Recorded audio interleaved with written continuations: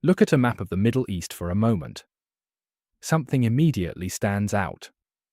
Many of the borders look strangely artificial. Straight lines cut across deserts. Entire countries look like they were drawn using a ruler. And interestingly, many of the region's biggest conflicts seem to follow these borders almost perfectly. That's not a coincidence. Because most of these borders weren't created by the people who actually lived there. Instead, they were drawn by European powers more than a century ago, often in offices thousands of kilometers away. And those decisions still shape the Middle East today. If you enjoy deep dives into geopolitics like this, make sure to like the video and subscribe to Atlas of Power, where we break down the forces shaping our world. To understand why these borders look the way they do, we have to go back more than 100 years. Before modern countries like Iraq, Syria, or Jordan existed, most of the Middle East was part of a massive empire. The Ottoman Empire. For over 400 years, the Ottomans controlled vast territories stretching from North Africa to the Persian Gulf. But the empire wasn't organized into countries the way we see today. Instead, it was divided into administrative provinces called vilayets, which often included multiple ethnic groups, tribes, and religions. Kurds, Arabs, Turks, Armenians, and many others lived across overlapping regions.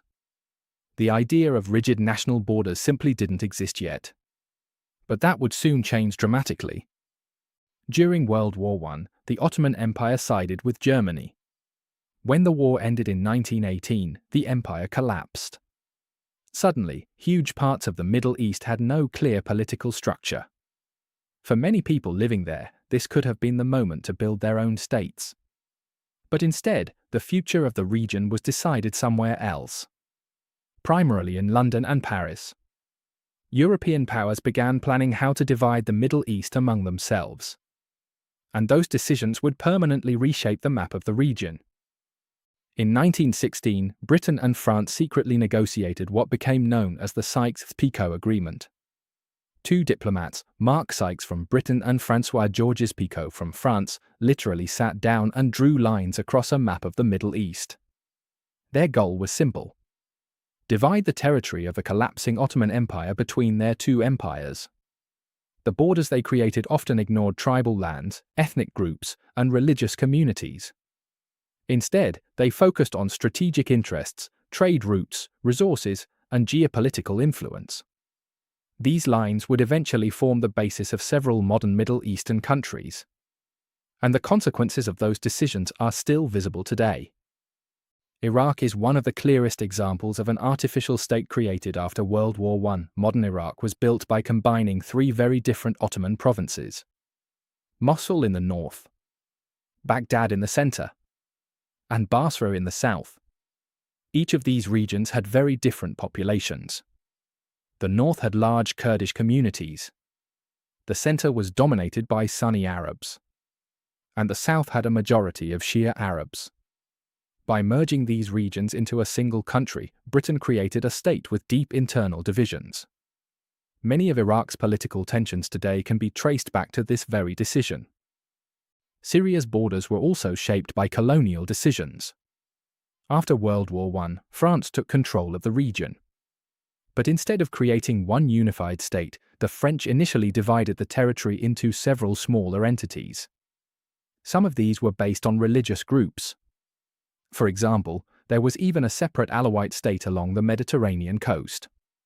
Over time, these territories were merged into modern Syria. But the divisions between ethnic and religious communities remained. And those divisions have played a major role in Syria's modern conflicts. Lebanon was also created under French influence. The French expanded the borders of Mount Lebanon to create a new state. But this new country included several different religious communities. Maronite Christians, Sunni Muslims, Shia Muslims, and the Druze. To manage this diversity, Lebanon developed a political system designed to balance power between religious groups. But this balance has often been fragile. Lebanon's long civil war showed just how unstable this arrangement could become. Jordan is another example of how quickly countries were created during this period. After the war, Britain created the territory of Transjordan, east of the Jordan River. The region had relatively small populations and limited economic resources. But it served an important strategic purpose. Britain could install a friendly monarchy and maintain influence in the region. Today, Jordan remains one of the Middle East's more stable states. But its borders and political system were largely shaped by decisions made outside the region. Kuwait may be small, but its creation also reflects colonial geopolitics. In the late 19th and early 20th centuries, Britain helped establish Kuwait as a separate entity from the Ottoman province of Basra. This gave Britain influence over a strategically important location along the Persian Gulf. But this decision later created tensions with Iraq. In 1990, Iraqi leader Saddam Hussein invaded Kuwait, claiming it was historically Iraqi territory. That invasion triggered the Gulf War and a massive international military response. Once again showing how borders drawn decades earlier could spark modern conflicts. Perhaps the biggest unresolved issue created by these borders involves the Kurdish people. The Kurds are one of the largest stateless nations in the world. More than 30 million Kurds live across Turkey, Iraq, Syria, and Iran. After World War I, there were discussions about creating a Kurdish state. But those plans were abandoned. Instead, Kurdish regions were divided across several countries. This division has led to decades of political struggle, insurgencies, and demands for Kurdish autonomy. And the Kurdish question remains one of the most complex geopolitical issues in the Middle East. Today, the borders drawn after World War I remain largely unchanged. But the tensions within them continue. Many Middle Eastern conflicts are rooted in how these countries were originally formed. Different ethnic and religious groups were placed within the same states. Others were split across multiple countries. The lines drawn more than a century ago still influence alliances, rivalries, and power struggles across the region. The modern Middle East did not emerge naturally from geography or shared identity. It was shaped by the collapse of empires and the strategic ambitions of foreign powers. The borders drawn after World War I created new states, but they also created lasting complexities.